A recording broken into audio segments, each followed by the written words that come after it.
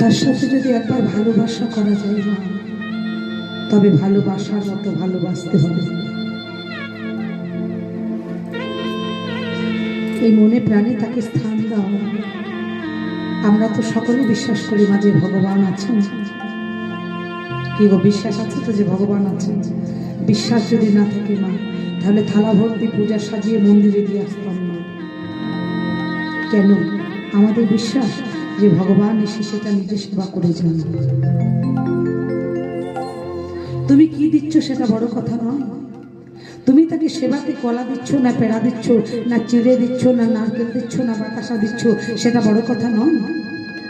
তাকে সেবা দেবার সময় তোমার অন্তরে কতটা শুদ্ধ ভক্তি আছে, সেটা সবচেয়ে বড় কথা।